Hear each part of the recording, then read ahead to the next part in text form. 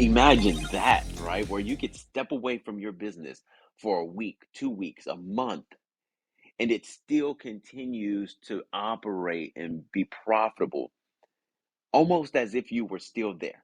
I'm not going to say just as if, because when you're the leader, it does make a difference, but almost as if you were still there. The business is still operating, it's still profitable, and you're still coming out ahead. Like that's the next thing for me when I think about time freedom. That's what I want. I want to be able to do that. Not that I'm going to take months away from my business in a year, but just to know that I can if I need to. If something happens and I need to step away for a couple of weeks, a month, to know that there are systems in place and people in place that will keep the business moving forward. Man, I'm telling you, this is going to be an exciting journey. This is going to be a lot of fun. I'm looking forward to it. Like I said, I'm going with or without you. I would love for you to come with me. I would love for you to come with me on this journey, be a part of this with me. If you're excited about financial freedom, time freedom, you're excited about breaking through and having a successful, thriving business, then tap that link above. Tap that link. Come join me in the office and let's talk. Let's work together and let's collaborate. Let's build together. Let's grow together and let's win together because champions are here. I want to jump into our secret for today. This is going to be secret number 12. Secret number 12. And in secret number 12, Russell Brunson is talking about Google traffic secrets. Your first question as you are exploring this should be, what exactly is the algorithm looking for, and how do I tweak what I'm doing to beat the algorithm so I can be ranked at the top? When I say beat the algorithm, or when Russell Brunson says beat the algorithm here in his book, Traffic Secrets, he's not talking about getting over on or manipulating or those sorts of things, anything that's unethical. Because what happens in on Google as well as any other platform, what happens unfortunately is you get a lot of people that are like that. You get a lot of people who are just trying to beat the system. They're trying to get over on the system. They're trying to manipulate the system. They're trying to shortcut the system. And when that happens, then the system, the algorithm, the platform, they have to make the adjustments. And it becomes one of those situations where like the old saying goes, the good suffers for the bad. Because now the algorithms have to adjust themselves. They have to realign themselves to accommodate those individuals. And by accommodate, I mean to shut them down, to be able to keep those individuals out of the system and out of making things. Um, I'm trying to think the best words to explain this. You know, when you have the scammers and the spammers and all of those people, then the platform wants to try and make the space safe for everyone, and therefore they have to start putting up certain boundaries and barriers. Well, for the people who are not trying to do that, the boundaries and the barriers start to feel like a bit of an inhibitor. They start to get in the way a lot of times, and they become hindrances to what it is that you're trying to accomplish. But it's only because there were people that were trying to beat the system. We don't want to be those types of entrepreneurs. We don't want to be the people that are trying to get over on the system and manipulate the system. When Russell Brunson says beat the algorithm, what he's talking about is actually learning the algorithm and beating the algorithm at its game, doing the things that the algorithm wants you to do, that the algorithm is expecting you to do or requesting you to do, and doing it in such a way that it benefits you. I really pray that that's clear. If not, then I'll try to explain it another time, another way. But let's continue on with these points here. So let's talk a little bit about the history of Google and the reason why the history of Google is so important, just like any other platform. When you can understand the history, when you can understand where the platform came from and what was its original intent, then you can begin to understand what the goals and objectives are of the platform currently, which is going to help you to make sure that you're playing according to the rules of the platform. And when you're playing according to the rules of the platform, then you're rewarded handsomely for that. The platform appreciates you and rewards you. Now, Google originally used spiders to crawl the web and count the number of backlinks pointing to every web page they could find, identifying the keywords or phrases that are on the actual web page and then ranking them for those keywords. Now, the reason why that's important is because prior to Google doing that, no one was doing it that way. No other search engine was working that way. Now others are using that same model, but Google was the first to really roll that out with the spiders that will crawl through the web and count the number of backlinks pointing back. And because it was doing it that way, it was able to yield better search engine results. And all the users that were on Google in the beginning were finding out that if I do my search on Google, I get better results. And this is why Google was using spiders in the beginning to crawl the web. And that's how they were able to get better results for their end user.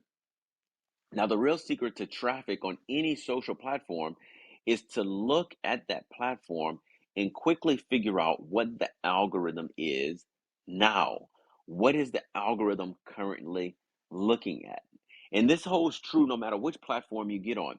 This is why it's so important to pay attention to new platforms as they roll out.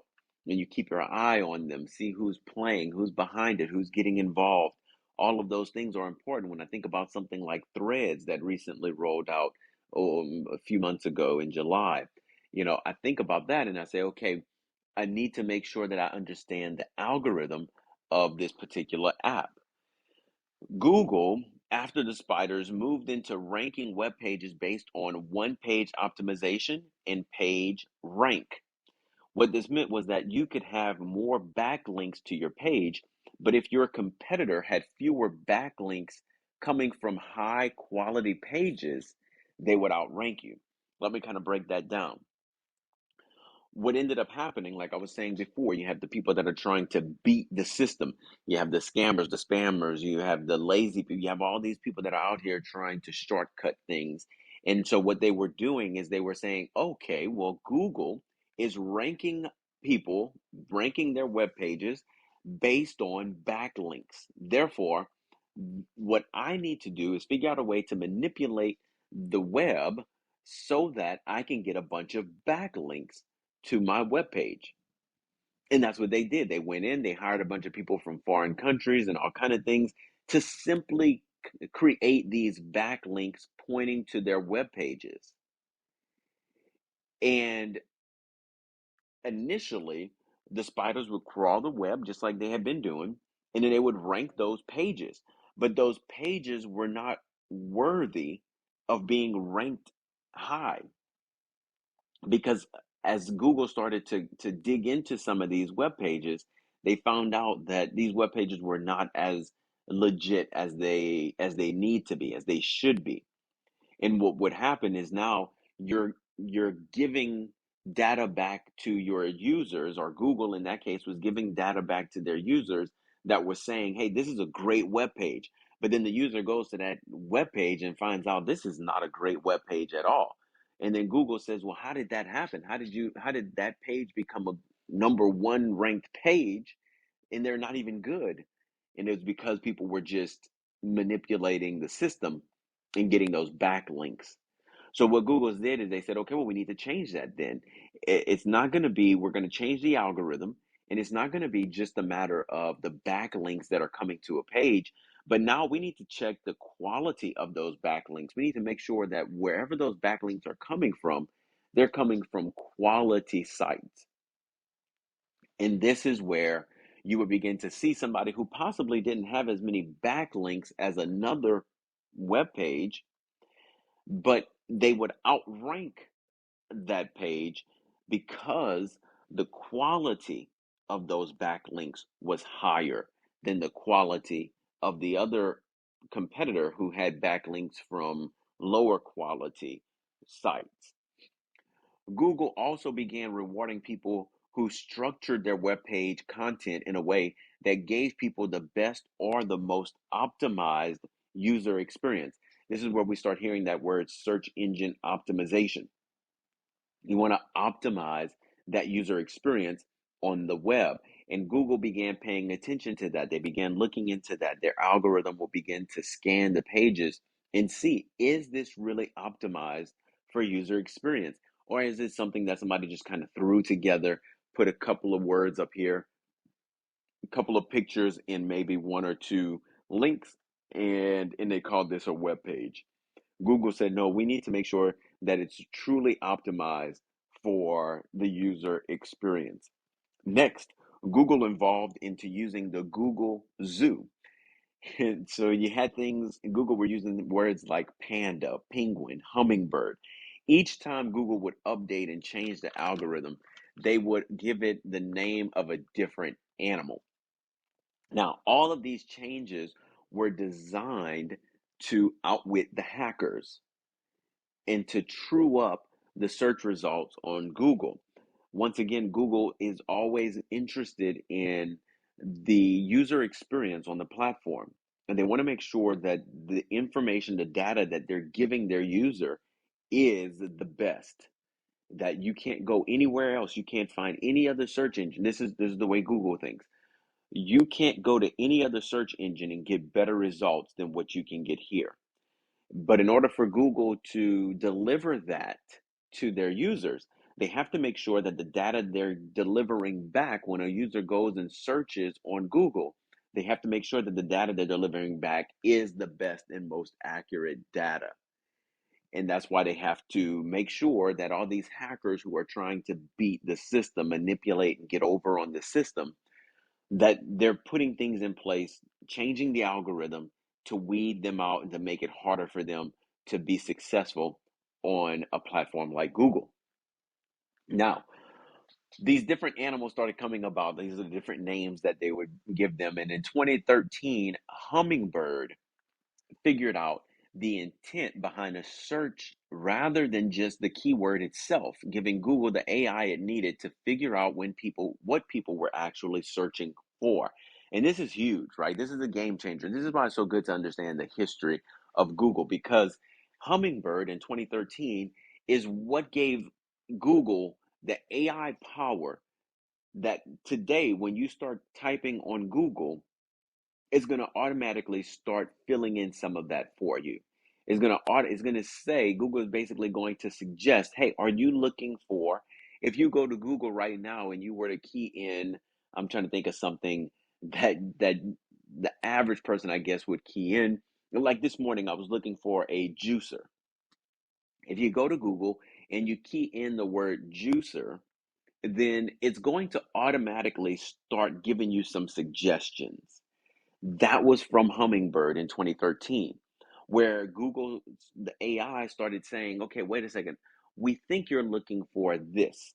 And this was a huge game changer because now you didn't have to get it exactly right anymore.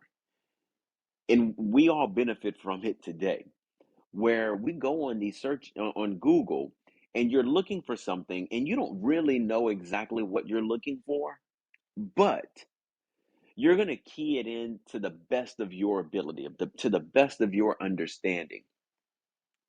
And then when you do that, the AI inside of Google is going to say, "Hey, I think you're looking for this." And lo and behold, man, I'm telling you, 9 times out of 10, Google will get it right. This is so powerful. Then fast forward to 2015, searches on mobile bypassed desktop searches, and Google began to reward those who created a better mobile experience, which is significant. It's important to know that, right? In 2015, more people were searching on Google on their phones than on their computers or laptops, their desktop laptop experience. Therefore, the people who were designing web pages had to shift again and say, well, wait a second, we need to make sure that our web pages, our websites are optimized for a mobile experience. We want to make sure that anybody who is accessing this web page on a mobile device, they're going to have a great experience. I can remember prior to 2015, and even around 2015, before it really started taking off, that you would go to a web page on your mobile device. It could have been a tablet or it could have been your phone, and it would look totally different. The page would look completely different. And it was, in a lot of cases, it was hard to navigate through the page. In a lot of cases, it was hard to see the wording on the page, hard to see some of the graphics on the page.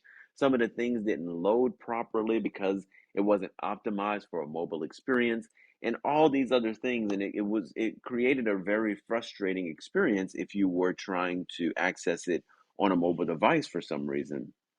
Well, now today, you don't even see that. You don't even have that kind of an experience because so many people now are optimizing for the mobile experience.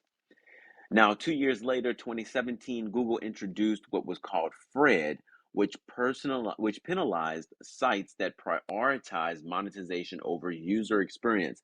Now, this becomes very personal to you because Fred is what Google used that said, okay, wait a second, as our spiders are crawling through the web, we're going to program it and have the algorithm look for any kind of data that's heavily monetized.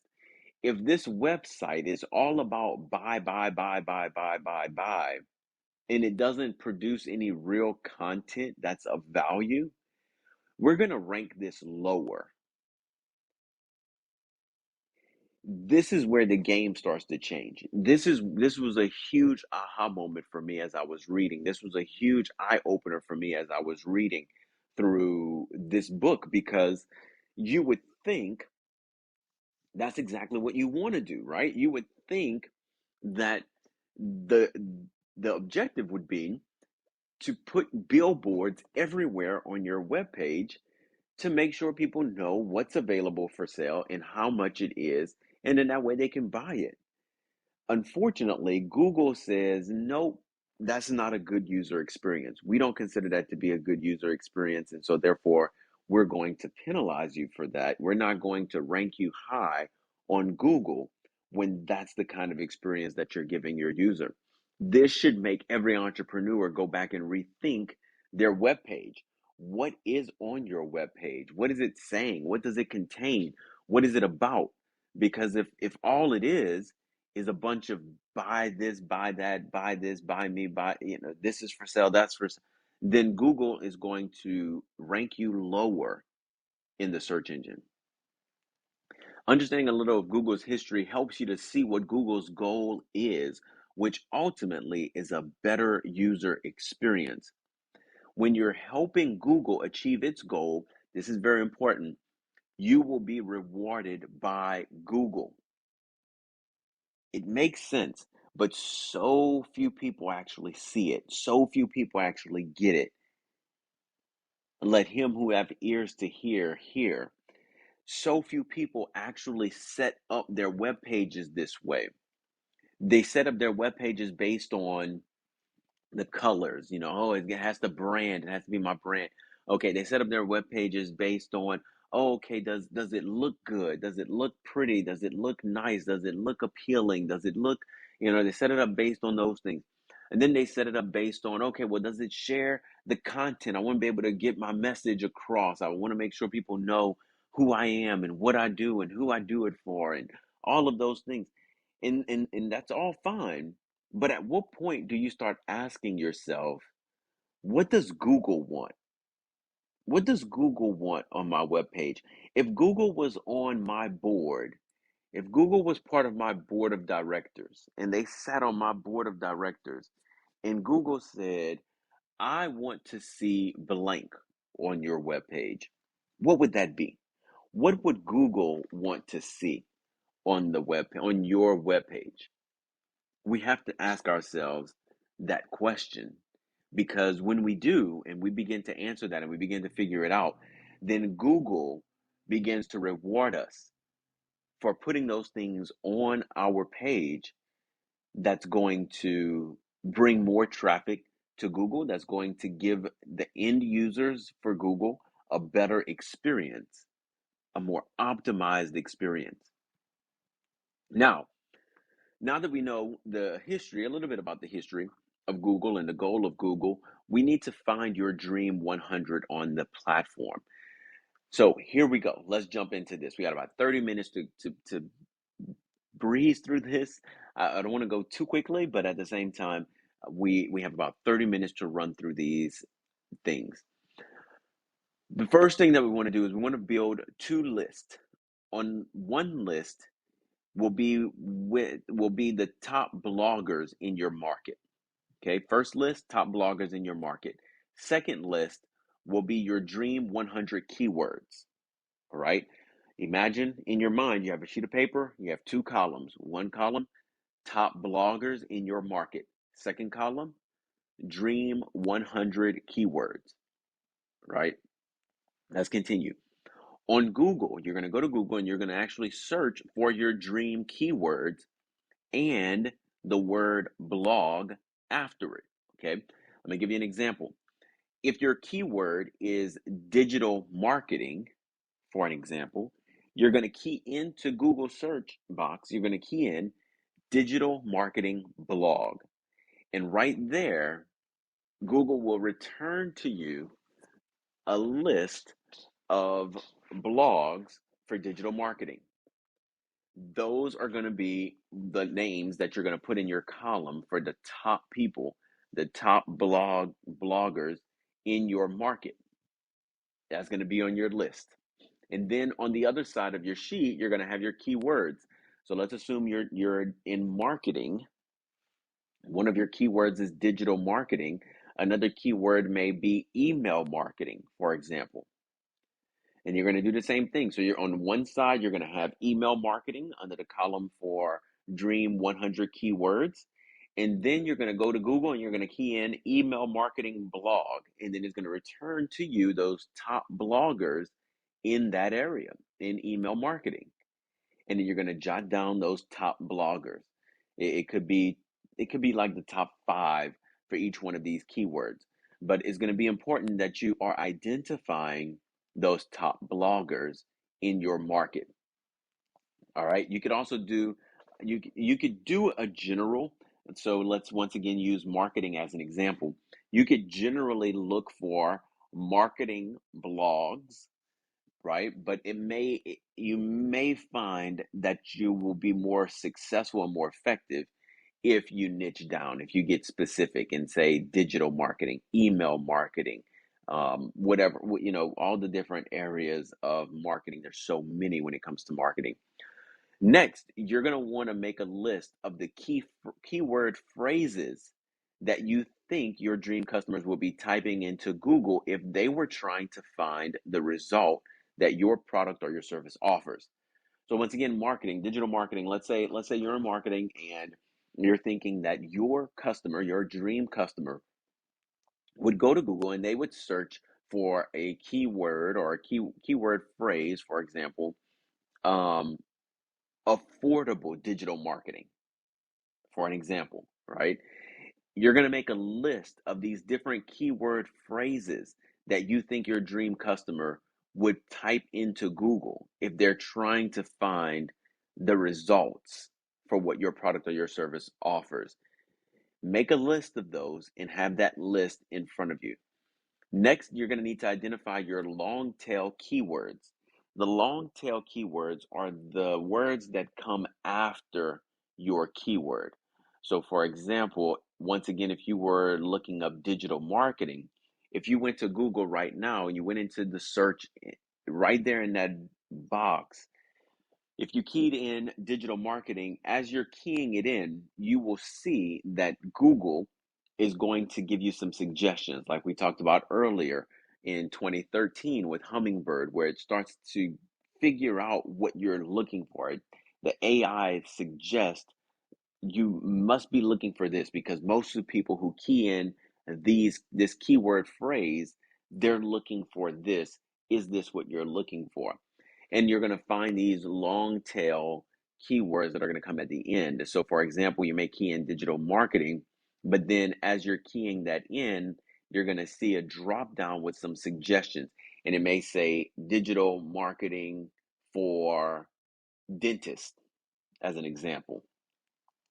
And then you could start to kind of jot down those long tail keywords that Google is suggesting to you, because that's going to help you in dialing in to making sure that you're effectively using Google. Now, to do this, you type in the keyword phrase. Google is going to suggest other keyword phrases in the search bar, and that's how you're going to find those long tail keyword phrases.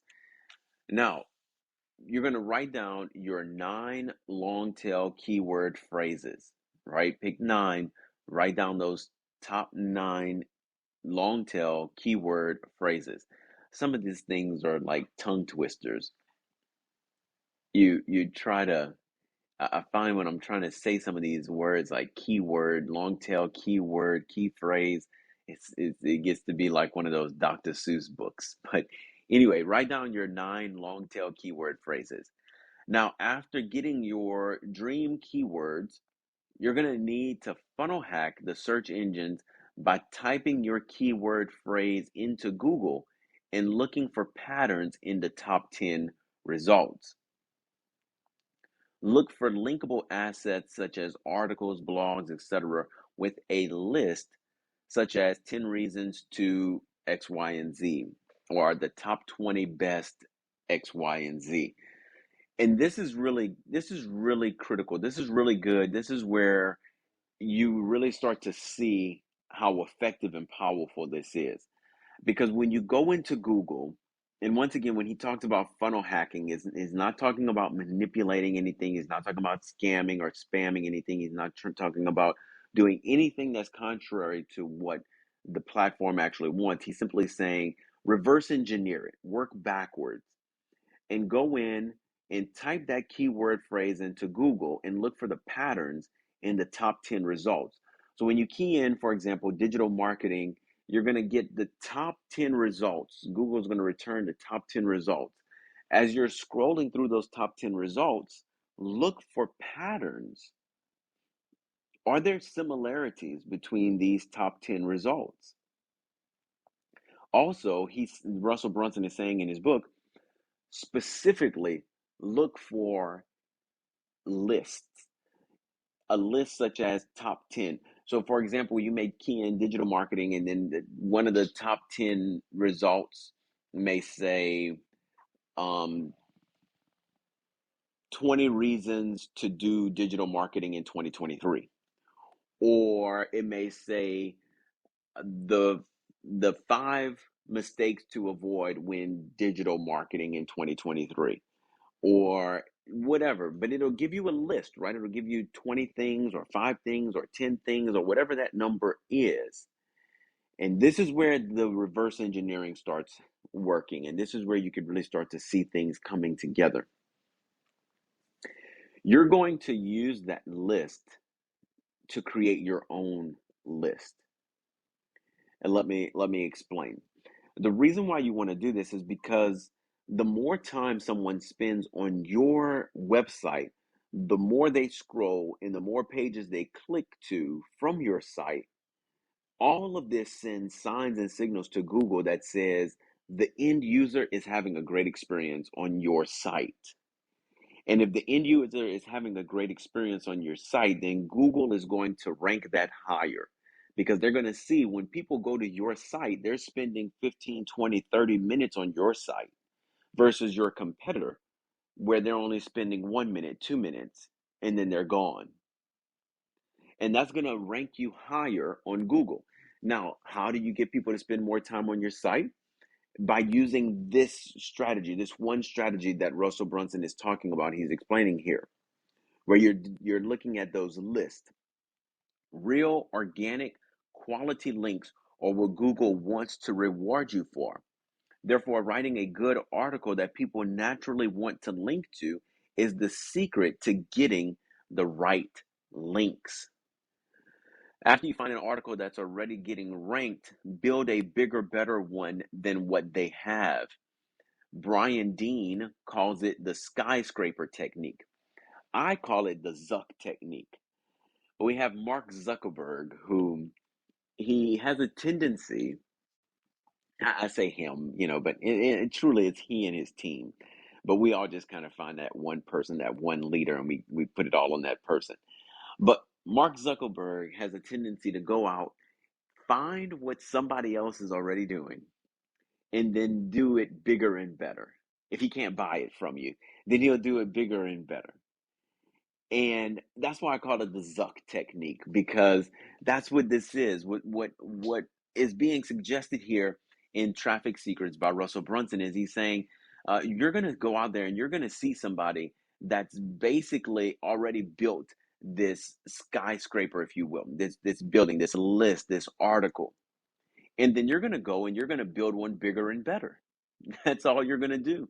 So, for example, the person who says, here's my list of 20 secrets that you need to know when digital marketing in 2023. You're going to build a list that says, here are 25 secrets you should know when digital marketing in 2023. You build a bigger, better one than what they have. I know it's and I know it sounds a certain way, but listen, trust me when I say you want to do this in the most ethical way as well, right? It's not a matter of just copy paste. That's not what Russell suggested in his book, and that's not what I'm suggesting here either. It's not a matter of just copy and paste. It's just a matter of saying I'm building a bigger, better one than what you have. It's the Zuck technique. So I'm going to come in and I'm going to say, okay, listen, I see what you put in there. I see what you're saying.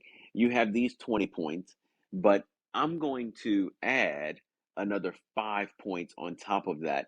I'm also going to rearrange and reword your points because I don't like the way that they're worded. I think that the way that you worded yours is a bit outdated. I don't think it's as engaging. I don't think it's as effective. I'm going to reword it. I'm going to rework the content that you have inside of your article or inside of your blog post. I'm going to rework that content to make it my own. And on top of all of that is going to be more. The list is going to be bigger. It's going to be better. And at the end, I'm going to have a better product than you. And that's the Zuck technique. Zuckerberg. All right. Now, when writing a better article than the one that's already ranking, be sure that it's longer than the first article, than the original article. For an example, if the article is titled 50 Healthy Snacks, then yours should be titled 75 or 100 Healthy Snacks. The second thing that you want to do is make sure it's more up to date. See, once again, it's not a matter of just copy and pasting, but you're looking at what's actually in there. What is the content in there? Make sure that yours is more up to date and more relevant than the original article or blog that you read. Is it better designed? That by itself can be a huge game changer. Just the layout of it, the look of it, the pictures, right? So when you're doing an article, you're going to have images inside of that article. Do you have better images than the other article that's already getting ranked, mind you? We know that people want the content. It's already being ranked. But what if you can have better images in your article that will make people want to read yours more than the other one? And then the last thing is make sure it's more thorough than the first article. Once again, you're taking your time, you're doing this thing right, you're doing it ethically, morally, legally. You're doing this thing the right way, and you're going through and you're saying, okay, wait a second. I can expound a little more on this. I can make this a little more thorough. I can make this read a little better. I can make this a little more clear. I was recently talking with someone about crypto, and I told him, I said, this is the problem that I've seen ever since I've come into crypto, and I haven't been in the crypto space long, and I'm not doing a lot in the crypto space. I got into it because I'm a leader, and I know that as a leader, people are going to be watching how I'm moving in different spaces. And I want to be able to make sure that I'm being a good role model in the space. I want to make sure that I'm being responsible in the space. I want to make sure that I'm giving people good direction. If it's something I need to run from, then I want to make sure that I'm doing so effectively to make sure other people are safe, other people who are around me are safe in that space. And that's why I got into the whole crypto thing. But one thing I realized very early on, and I still see this as an issue today in crypto, is it seems as though no one can explain it in a simplified manner. Crypto seems overly complicated.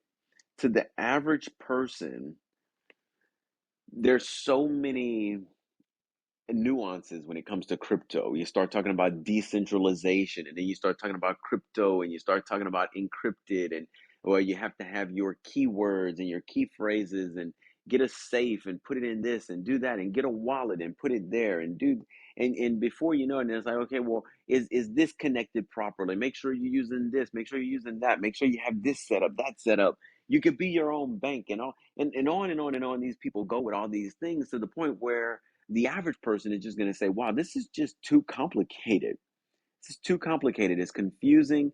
And I'm not interested in doing all that when I can simply go to my bank. I can give the teller $20. She's going to put it in my account. And if I need to make a withdrawal, I simply give her a piece of paper and she gives me my money out of my account. Like, how simple is that? Rather than all that other stuff that they're doing over there in crypto. Well, when we look at what an article, your competitor may have written an article that's too complicated, that's just too involved, it's too in depth, and it's confusing people. Perhaps you can come in and simplify it. Or the reverse of that could be true, where somebody's written an article that is almost too simple. It's too distant to where thinking back again to the same conversation with this gentleman, I was asking, what is this particular thing in the whole crypto Web3 space and all of that? Well, his response to me was, it was a simple response, but his simple response still left me clueless. After he answered it, I didn't feel any like I knew any more than before he answered the question. And perhaps your competitor wrote an article where the answers or the response, the list, let's say it's a list, perhaps all they did was just say, okay, number one, if you're digital marketing, number one, make sure you have a computer. Number two, make sure you do this. Number three, make sure you do that. And then they go down the list and it's overly simplified. And you could go back in and you could say, okay, number one, make sure you have a computer. Don't get any computer. This is the type of computer you want to get, and here is why. And now you are more thorough in your article than the first article. That's going to make it better as well. You want to try and include as many of these 4 tips as possible. Once again, let me go through these 4 tips. Make sure that it's longer, make sure that it's more up to date, make sure that it's better designed, and make sure that it's more thorough. Include as many of these 4 tips as possible in your new and improved article. You're going to use your dream keyword as well as your long tail keywords throughout your article. That's the secret sauce, guys. Secret sauce is making sure that you are strategically including those keywords throughout your article or your blog that you're writing. Now, after writing the article, you'll need to promote it by getting a lot of the right links to it. This is where you start putting in some work. This is where the work starts to happen, all right? This is where most people fall off because most people got this crock pot mentality. They think they can just set it and forget it. They think that, like the Field of Dreams, that movie years ago, if you build it, they will come. They think that just because they wrote an article, now all of a sudden a bunch of people are going to come to it, check it out, and they're going to be just head over heels about this article that you wrote. And it doesn't work that way. What you'll need to do is you're going to need to email the people who are linking to your competitor and ask them to link back to you as well. There are already people who are linking to your competitor's article. And what you're going to want to do is you're going to want to reach out to those individuals. You already know they like content like this. You're going to want to reach out to them and ask them through email, hey, would you mind linking back to my article? I know that this is a topic that is of interest to you, and I've written a bigger, better article on this topic. Would you mind linking to my article? And when these other sites are linking to your site, now you start to move up in the ranking. Now you start to climb in Google. So when people go into Google and they're searching for whatever it is that you do, your name is coming up on that first page. Your name is in the top 10. Next, to get links back to your article is what Russell Brunson calls funnel hacking, and you're going to reverse engineer those backlinks that are going to the other 9 organic listings on page number 1 for your dream keyword. And that's what we were just talking about, where you're going to look when you key in your keyword, let's say it's digital marketing, those top 10 people come up, then you're going to look at who's linking to their articles already. Where are those backlinks coming from? You're going to find that this is the work. Okay, we're not hiding the work like other gurus tend to do, because they know the second you start talking about there's work involved, then everybody's ready to go. Everybody's hitting the door. Nobody wants to do the work, but everybody wants the results. This is where you actually do the work. You're going to have to spend some time finding those backlinks, researching that, and then making sure that those links are connecting now to your web page. Consider utilizing guest posting to work your way into Google traffic. Look for others who have blogs in your market and ask if you can make a guest post on their site. This is so good. This is so good because what you're able to do when you do this right, when you do it correctly, and again, it's not you want to make sure that you're keeping in mind a lot of what we're talking about here for Google and other platforms. You want to make sure that you're keeping in mind that this isn't all about you. It's not about you serving you. This is where a lot of entrepreneurs make the mistake, because they go in and they're thinking all about themselves. They're what I call self-full. They're so full of themselves and only thinking about themselves that they miss out on a ton of opportunities. You want to go into these conversations thinking about the place where you're going to put this blog. When you're going to guest post, you're going to look and you're going to say, okay, listen, I've already been to their web page. I've seen what they have. I see the kind of content. I see the quality. I see this. I see that. Now I'm going to create something that they can put on their web page that's going to give their users, their visitors, a better experience.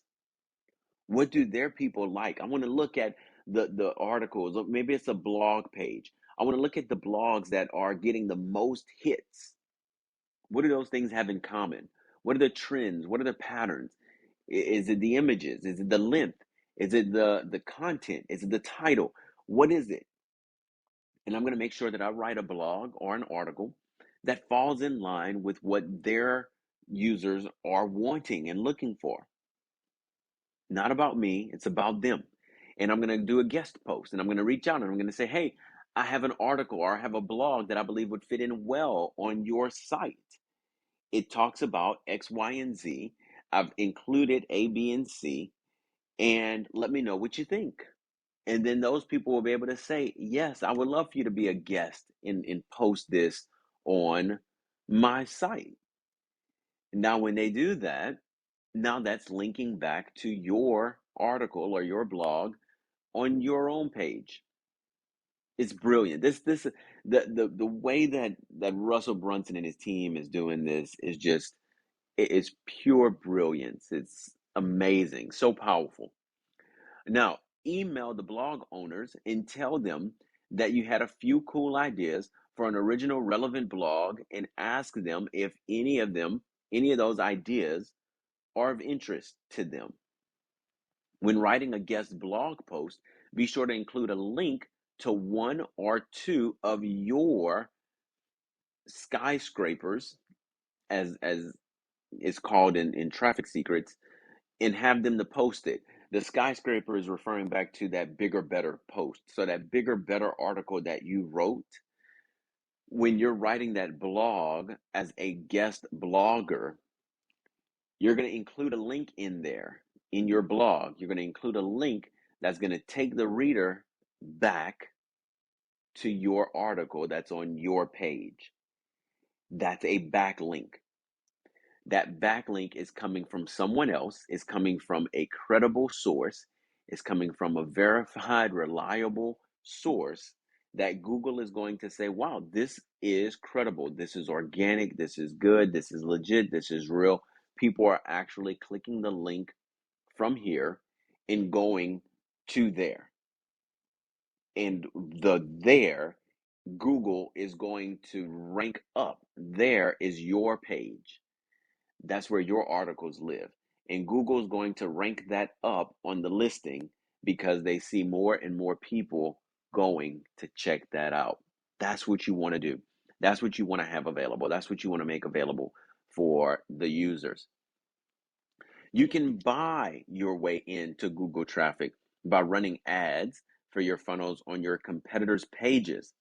This is a little more interesting, but for those who have the budget to do this, you could actually run ads on your competitor pages. There, believe it or not, there are competitors of yours that are on Google who outrank you, but they're not selling anything from their page. They're not doing anything with it. It's just they just have articles there, and they don't have anything else going on, or they may have blogs and there's nothing else going on, and that's it. So what you're going to want to do is you're going to want to look for competitor sites that use AdSense ads already. Those are the Google ads. Look for those that use banner ads or have affiliate links. Uh, all those things, that's going to let you know that these people are already playing that game. They're already familiar with how that works. If you're trying to reach out to someone, let's say you go to Google and you find a competitor and you see that that competitor isn't running any ads on their page. And you say, well, this is great. I'm going to reach out to this person because there's no competition here. There's nobody else is running ads. It's probably for a reason. They're probably not running ads for a reason. And therefore, you would do better to look for web pages that actually are already running ads, because that lets you know that they know how this works. They're already playing that game. They're familiar with the process, and you're more likely to be able to get in and run the ads on their pages because they're already doing this. Now, next week, we're going to cover secret number 13, which is YouTube traffic secrets. YouTube traffic secrets. I'm really looking forward to getting into this with you guys on next week. It's going to be a great room. Make sure you come and join me again. It's going to be 9:30 a.m. Central Standard Time, 9:30 a.m. Central Standard Time, 10:30 a.m., of course, if you're on the East Coast, and we'll be live here inside of Clubhouse. Once again, I want to remind you, if you haven't already done so, tap that link at the top. Come and hang out with me in the office. Come join us. We have over 60 entrepreneurs already there hanging out on a regular basis, on a daily basis inside of the office, making some great connections, meeting some amazing people, networking like crazy, professional networking. And we even have people doing business. I'll share this with you as well. Just last week, we had one member who's inside of the office who was looking for a particular service for his more so for his in his personal life, not in his business life, but more so for his personal life. He was looking for a particular service. Well, we have another member inside of the office who offers the service he was looking for. And it was so exciting last week to be able to put these two gentlemen together. And the one gentleman was able to reach out to the other, get a quote for the service that he's looking for. And now that member is going to be able to save money on that service. And the other member inside of the office is able to make money. They're getting paid on the commissions from that sale that transacted. These are the type of activities that are happening inside of the office.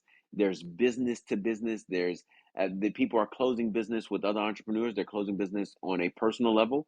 We're doing a lot of referrals inside of the office as well, where people are referring, just like I referred that guy to the other one. People are doing that all around us inside of the office. Referrals are happening, business is closing, money's being made. And that's at the end of the day, that's what we're here for. We're here to make money in our businesses.